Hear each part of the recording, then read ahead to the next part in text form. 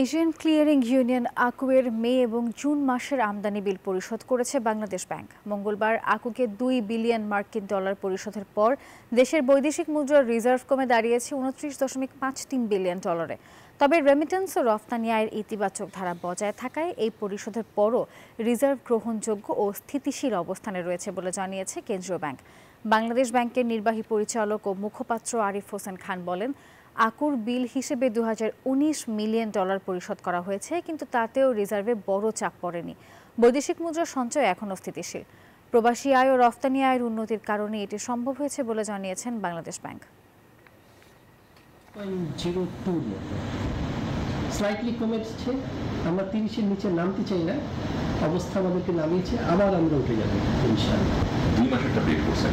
জি, 2 মাস পর পরই আকুর সেটেলমেন্টটা হয়। 2 মাসে কত পেড করছেন, এখন কত সেটা যদি বলেন? 2.02 একটু পেমেন্ট করে, যেহেতু 31.5 এর মতো ছিল, একটু কমে যাওয়াতে এখন 29.5।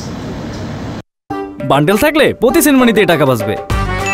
বিকাশ সেনমানি বান্ডেল কিনে জিতুন প্রতি লেনদেনে।